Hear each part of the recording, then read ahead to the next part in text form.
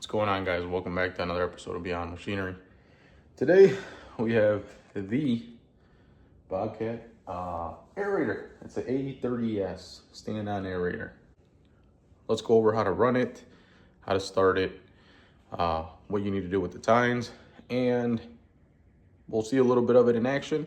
I'll give you my final thoughts on it as to if I'd purchase it or not. So let's go over how to work the machine. At first glance, it is a gas engine. Okay, you're gonna have your throttle switch here, which you'll raise up.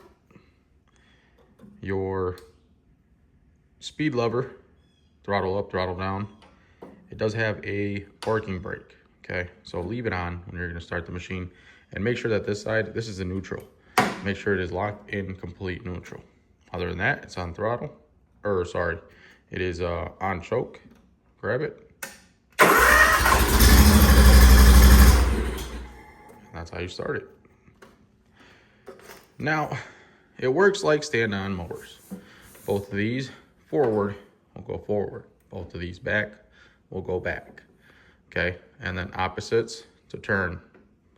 This is your lower tine, raise tine lever. It is a one-click action.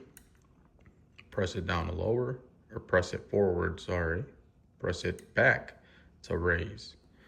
That's pretty straightforward. We'll go over this a little bit more because you do have to raise the tines when you're gonna be turning or having a too steep of a corner radius. Now, the tine pressure. When you lower the tines, this immediately will gauge somewhere in here. Your ideal is green, normal. Blue's too soft, meaning you need to add more pressure and increase, turning to the right. Anything above the green, which is yellow, red, you need to decrease or turn to the left and soften that ride. Otherwise, you're going to be bouncing up and down. Okay? So remember, the moment you get on this, lower the tines, check for this just to have that optimal ride comfort. And to adjust this bottom one is a lock nut, so you loosen that and then you can turn this however you like. Okay, turn it back to the right to lock and your tine pressure is set. That's pretty straightforward. Park and brake only when you're on the machine and ready to go. Push up and undo it. That seemed a little backwards to me, but okay. Now let's go a little bit over the machine. The tines, or the aerating tines, are right here under the back wheels, which makes sense. There's a little bit more pressure there, so you see them down there. Okay, but it's not the full width of the tires, and it almost is a little bit in from that axle side. Okay, so that's something to keep in mind, because otherwise, if you're going forward and you think the tines are in the front, you are only going to aerate from here back. Anything else in the front, you're not going to have any of those aeration holes. So that's something to think about and look into. Okay. Now, what I did is when I wanted to get in some tight spaces, I would raise my tines, flip the machine around, and I would reverse back as close as I could to anything that I really did have to get close to or run it side. All right. Let's go ahead, see the machine in action. Like I said, it's a gas powered motor, Kawasaki. It's the FS541V. Now, personally, I think you'll hear it in the video where if you're running the tines and you start going, even at full throttle, I feel like it bogs down a little bit. That was just my personal feel, my personal opinion. I felt like I did desire a little bit bigger motor, or it needed just a little bit more oomph. I felt it was a little underpowered. But let's go ahead and see it in action, and then you guys can tell me what you think from there. I'll give you my final thoughts at the end of the video, and we'll close this one out and get to that one next. It'll be, I got a battery for it because I didn't like the one that was in it. All right, let's go check that out.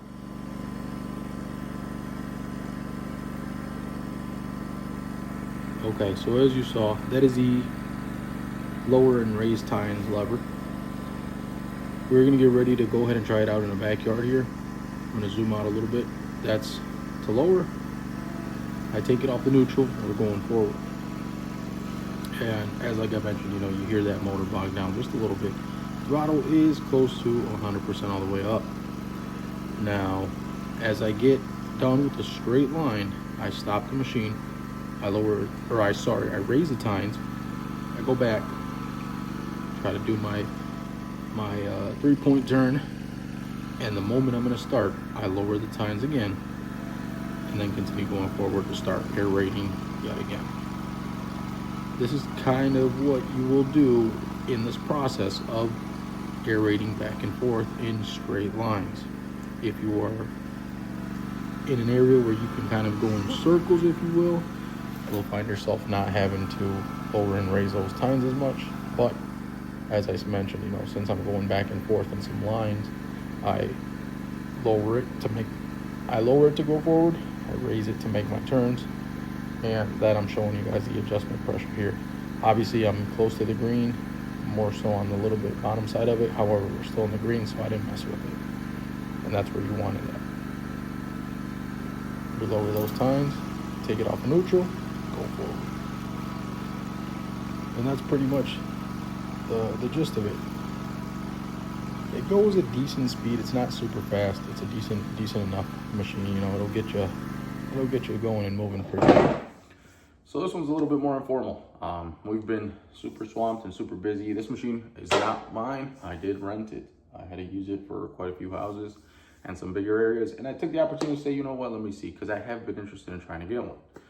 However, I don't particularly think I would automatically buy the Bobcat.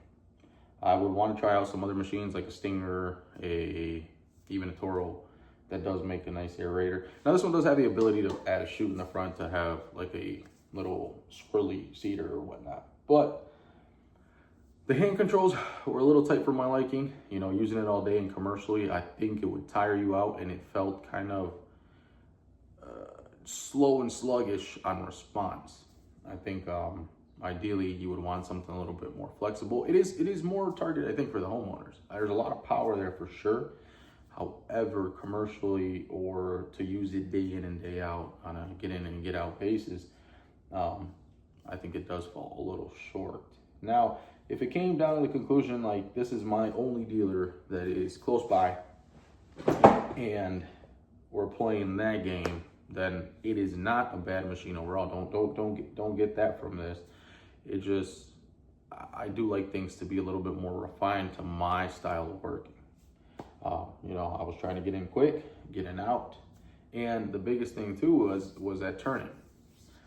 You know, if it was tighter than a 4-foot radius, meaning you can't really zero turn it, it was kind of annoying to have to raise the deck. And it's tiresome because it's right here in your thumb. You have to come back to almost center neutral, hit that click lever.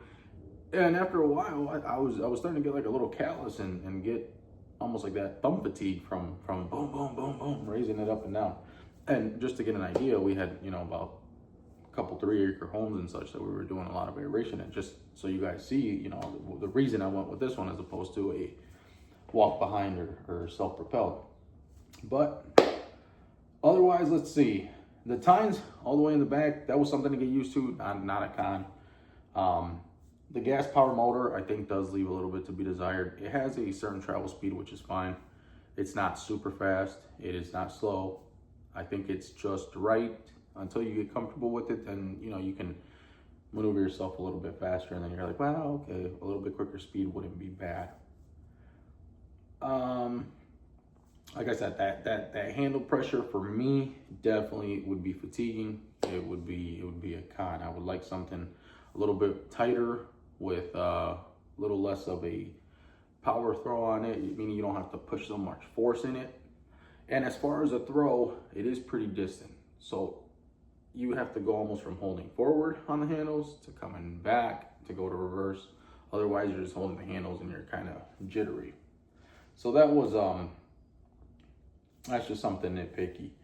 Aside from that, you know, I think the ride and overall comfort of it and the clickiness got better. There's 15 hours on it now.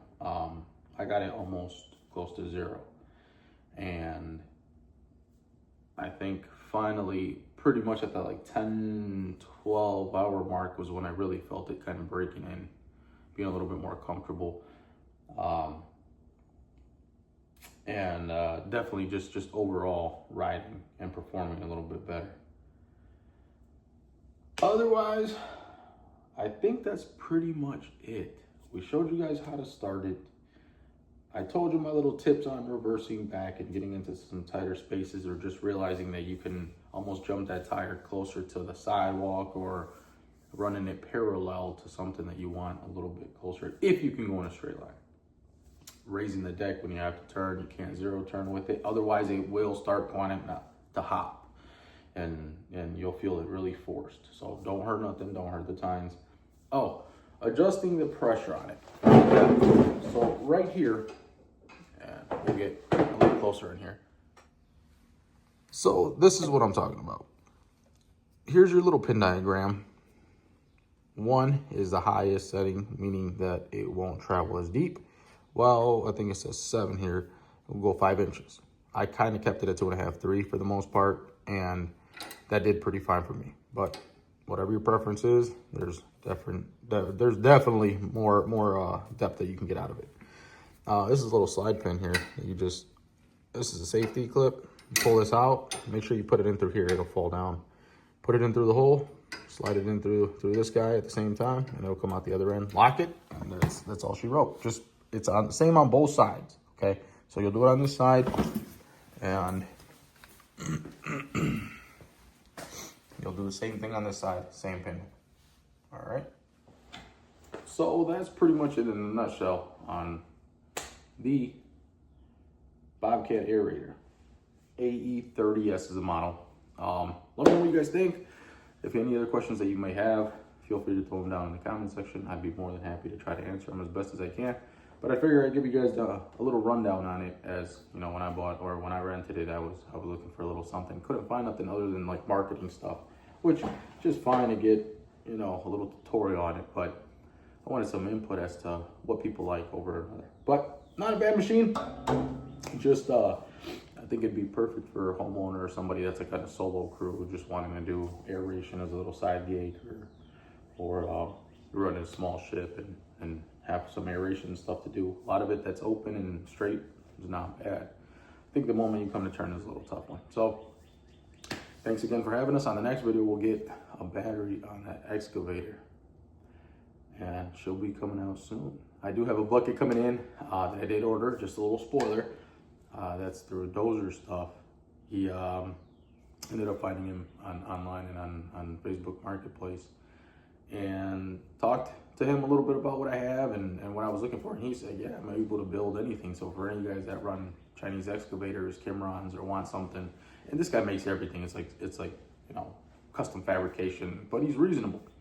So give him a shout. Dozer stuff. If you guys find him on there, he's got his own website and a Facebook of it. He responds pretty quickly, and you know, it doesn't take much for him to get the idea, the concept that you want. At least, you know, he understood me like that. So we are getting a fixed, wider grading bucket on that one, as I did bend the the Chinese one that I did order. That guy kind of became a trencher after a couple of uses, and yeah. So stay tuned for that one. You know, first we'll get a battery, and then we'll see when that bucket comes in. Thanks again for stopping by and for watching. I know I haven't uploaded in a pretty long time, but we're still around. We'll see you on the next one. Beyond Machinery. We're out.